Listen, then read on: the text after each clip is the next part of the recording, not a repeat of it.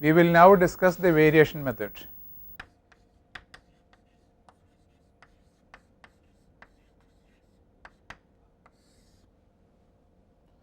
And this is extremely useful, and in fact this is the method that is used in all the calculations that, or almost all the calculations that people have been doing. If you go to the computer center, they would have packages which will enable you to calculate electronic structure of molecules. Programs like for Gaussian or Gamers or other packages are there. They are all based upon this method, the variation method. Now, the most of the time what happens is that, you see, we are not interested in all the solutions of the Schrodinger equation. I mean, of course, getting all the solutions would be very nice, but the thing is, most of the time we are interested in the ground state of the system. For example, suppose I have two hydrogen atoms, I bring together these two hydrogen atoms, they are in the ground state and I bring them slowly, so they will interact, but I move them slowly that they interact and they are still in the ground state. And I want to calculate what happens to the energy of the system as I bring the two hydrogen atoms together. Would the energy decrease? If it decreased, there will be the formation of a bond, or would the energy increase, in which case there will not be the formation of any bond. So, this is the particularly in the ground state. Of course, I mean, I can say, okay, one of the hydrogens is excited and then I will bring them together, but that is not what you normally have in chemical problems. Normally things are in the ground state and they interact, okay, in the lowest possible electronic state. I should be very clear about this. So, therefore, what is the thing? I mean, I have this equation HI is equal to SI, and this H, well, on purpose we have been looking at systems for which H is sufficiently simple. If you had an atom like helium atom, you should remember that there are three particles in helium atom, the nucleus and the two electrons, but maybe I can get rid of center of mass motion of the system as a whole. This is we have already discussed. So, therefore, it is effectively the relative motion of the two electrons with respect to the nucleus that is of great interest if you are a chemist. A helium like atom means that it has two electrons and a nuclear charge of plus Ze. So, this is the nucleus having a charge of plus Ze, and there are two electrons, 1 and 2, both of which of course are negatively charged. So, they have charges of minus E each. Now, as I said, we are not going to worry about center of mass motion. That means I will take the coordinate system in such a fashion that the nucleus is sitting at the origin, and then if I think of the Hamiltonian, you see you have H given by the expression which I will write now. This first electron is moving, so it has kinetic energy, and therefore associated with that I shall have the operator minus h cross square by 2m del 1 square. Del 1 square means I am differentiating partially with respect to the coordinates of electron 1. There are 3 coordinates. So, this involves 3 partial differentiations, and then I would also have the kinetic energy of second electron, which gives me another operator minus h cross square by 2m del 2 square. Again 3 partial differentiations with respect to the coordinates of the second electron, and then I have to worry about the potential energy of the system. So, electron 1 will interact with the nucleus. Let me call this distance r1. That interaction energy will be attractive, and therefore I shall have a negative sign. It will be given by minus Z E square divided by 4 pi epsilon 0 r1. Okay. Minus Z E square comes because the nuclear charge is plus Z and the charge on the electron is minus E. So, minus E into Z square will give me minus Z square. Similarly, electron 2 will interact with the nucleus. If I denote that distance as R2, then that will give me a term which will read like minus Z E square divided by 4 pi epsilon 0 are 2. And not only that, you see the 2 electrons, they have the same kind of charge, as a result of which they repel each other. So, let us denote this distance as R12, and so the repulsive interaction, because it is repulsive interaction, it increases the energy of the system, and therefore, I have a plus sign here, plus E square divided by 4 pi epsilon 0 R12. So, this is the full Hamiltonian for the system, and as I have already told you, there are 6 partial differentiations involved in this operator. So, if you look at the Schrodinger equation, which would be H I is equal to E psi, and this is a partial differential equation involving 6 variables, extremely difficult to solve. In fact, one should perhaps say impossible to solve. But as I said, we would like to get some idea of the energy of the ground state if possible. The mathematical difficulties involved in solving this are enormous. People have tried to solve this equation exactly. I think even now there must be a few people, few scientists trying to solve this equation, but I suspect that nobody in the right senses would do it, because this is such a difficult thing. Of course, I mean, having said that, probably that is not a very careful statement, because if you can solve this equation, you will become very, very famous, right. And what I told should not discourage you from trying to solve it, okay. But I doubt whether it can be solved. Anyway, now the mathematical difficulties are enormous, and therefore I cannot solve it. So, then at least I would like to know the ground state energy roughly, at least if possible. Can I have a procedure which will enable me to estimate the ground state energy of the system? This is the question. So, what I want to do is I want to get an expression for energy. So, how am I going to get an expression for energy? I have this equation H I is equal to E psi. This is not of great use because I cannot solve it, but what I am going to do is I am going to multiply both the sides by psi star, right. Even though I do not know what psi is, I can always imagine that I multiply by psi star and then integrate over the entire space.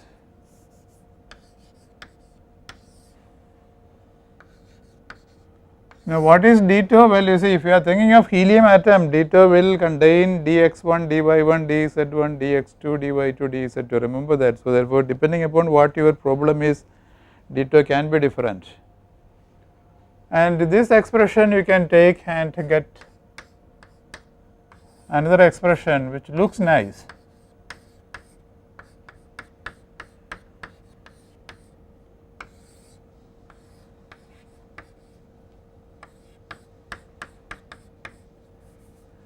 So, this is the expression that I get for E, right. Nice to look at, but totally useless expression. Why is it useless? It is of no use, simply because you see, you do not know what psi is. So, what is the fun in having such an expression for E, because after all you did not know psi, you do not know psi. Even if you knew psi, then why should you write this expression, because you can just say take that psi, put it here, allow S to be operated upon by, right, allow S to operate upon that psi, and you will get E. So, this is straightforward. So, therefore, as it stands, this is not a useful expression, you cannot think of any use for it, but there is something very interesting. Usually, if you have a physical system, our physical intuition will allow us to write down a wave function for the system which we think is approximately correct, right. I will show you how it can be done. So, let me say that I have an approximate wave function phi, which I am just guessing, right, and I suspect that phi is a fairly decent approximation to psi, and phi is known because I have guessed it, right. And then what I will do is I will take this approximate function, and wherever psi occurs in here I can put that phi. So, what will I get? I will get an approximate energy.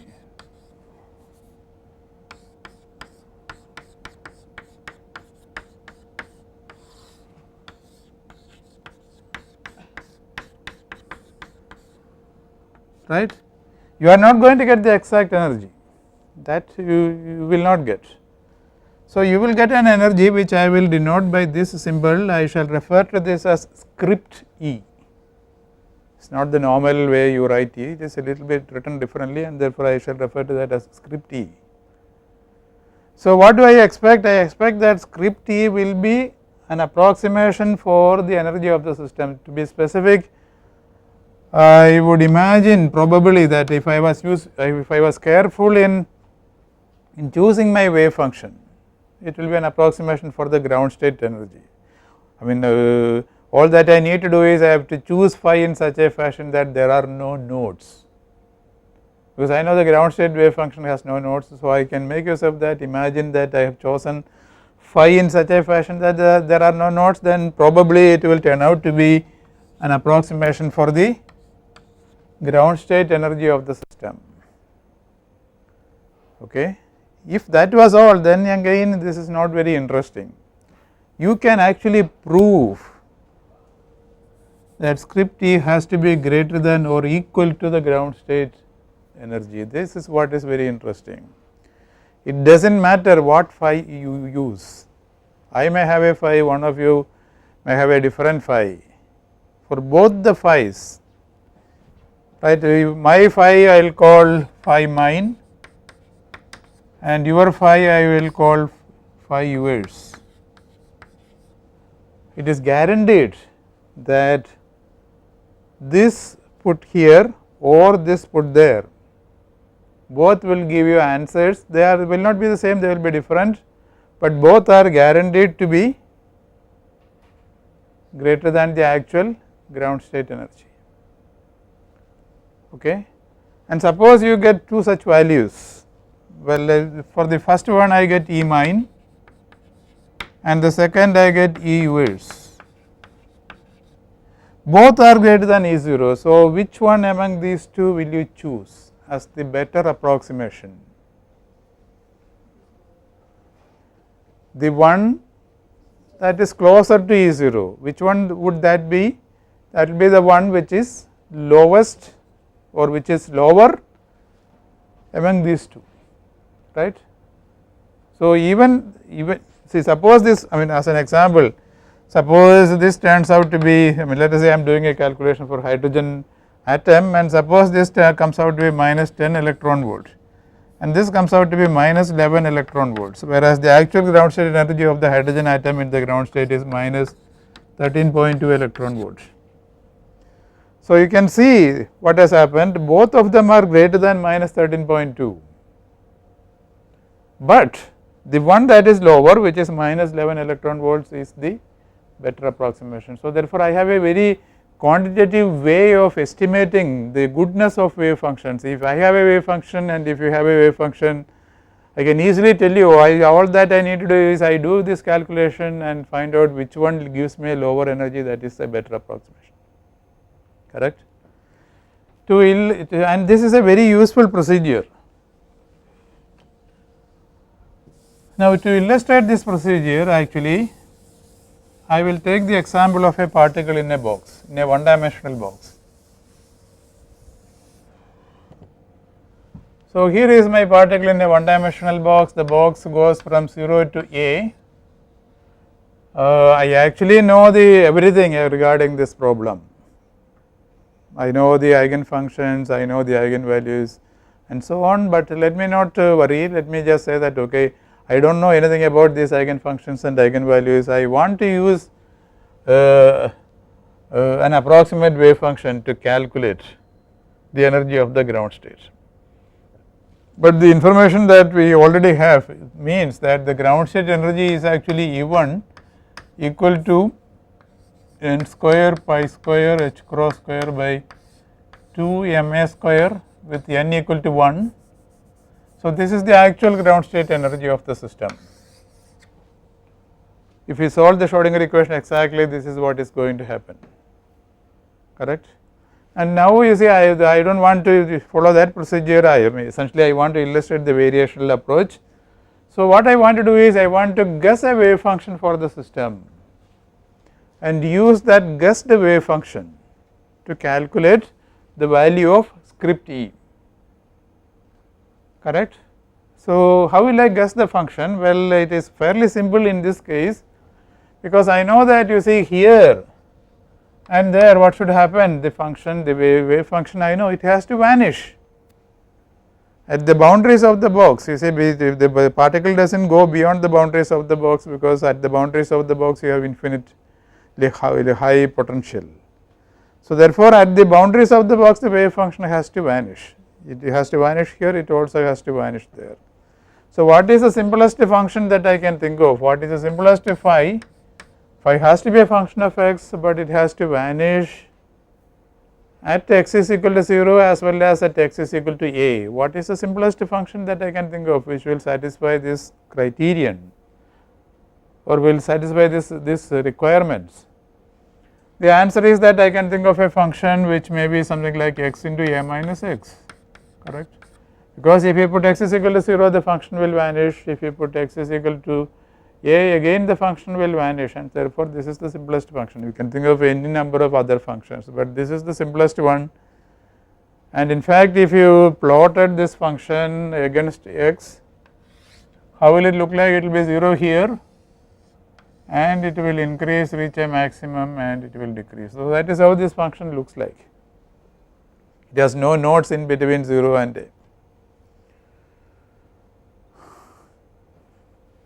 And now I want to calculate script E. What would script E be? Well, of course, you see here x is between 0 and a. Remember that in that region the function is this, outside that region of course we know the particle does not go, so the wave function will be 0, even my phi will be 0 outside. So, script E will be in integral what is the Hamiltonian? Well, minus h cross square divided by 2m d square upon dx square. This is the Hamiltonian operator for a particle in a one dimensional box. This is the Hamiltonian operator, provided the particle is within the box. So, therefore, I would have my this operator operating upon my phi. So, phi, then phi star, then dx integrated from 0 to a, that is all that is of interest to me. Because outside everything is 0, the function is 0. So, and what do you have as the numerator, sorry, as the denominator? It is going to be integral 0 to a phi star phi dx. This function, the way it is written, it is not normalized, so therefore, I have to include this. If it was normalized, this would be equal to 1. So, now fairly simple and straightforward to evaluate this.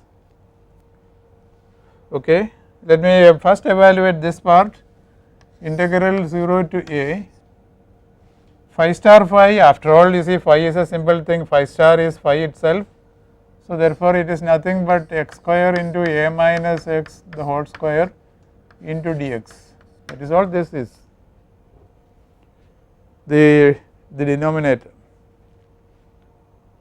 and this will be equal to integral 0 to a dx quickly.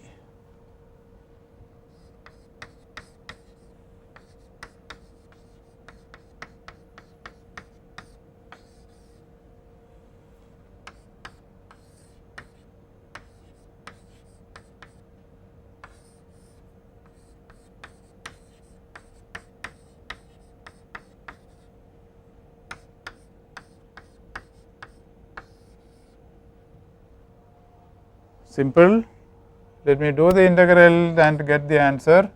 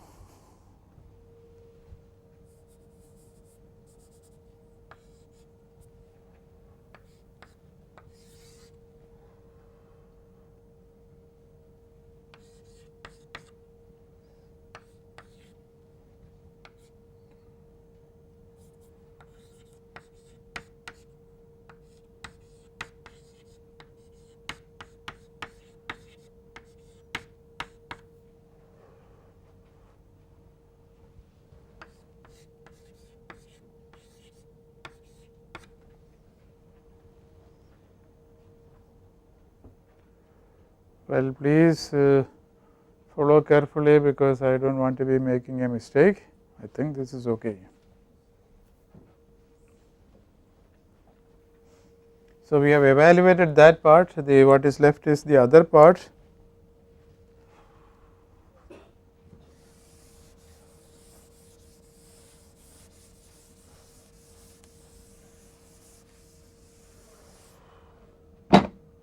Integral of 0 to a dx into x minus a minus x minus h cross square by 2m. I will take it outside.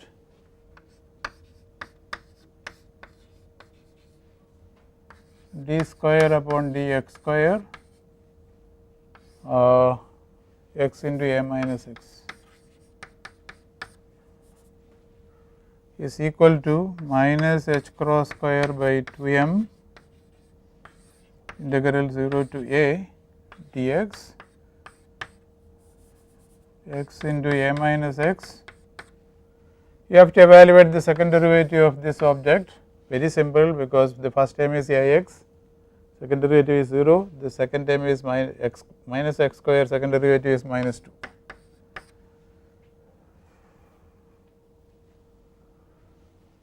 So, therefore, this minus 2 can be taken in outside. You will get h cross square divided by m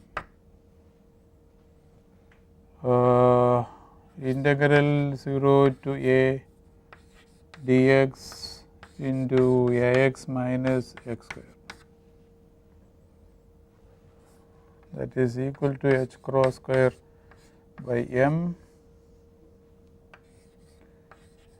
ax square by 2 minus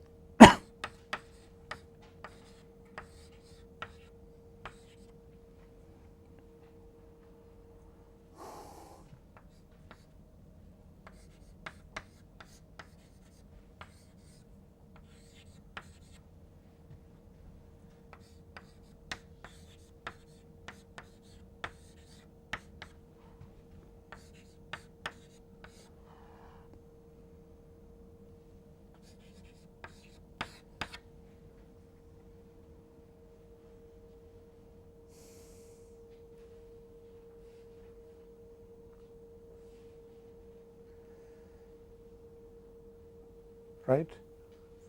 This is the final answer. Therefore, what has happened is script E will be equal to, tell me if there is any mistake, h cross square divided by 6m, an a cube is missing, as it always happens with me. So, a cube divided by 1 by 30 a to the power of 5.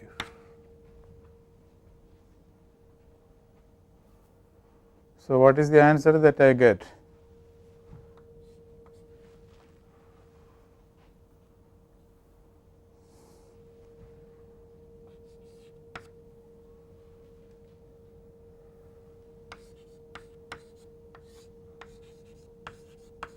This is the final answer, correct?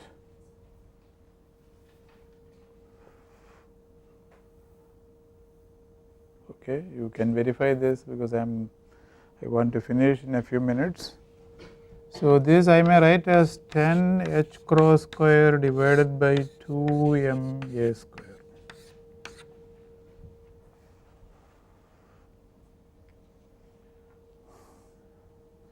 So, the result of all these calculations, which are not difficult, but maybe perhaps tedious, what has turned out is that script E is how much? 10 h cross square divided by 2 m a square. This is your value of script E, using this very approximate wave function which we just guessed. All that we used was that the function should vanish at the boundaries of the box, that is all. And if you look at the actual expression, what happens? Instead of this 10, you have pi square, that is all. So, pi you know is 3.1415, etc. So, if you calculated the value of pi square,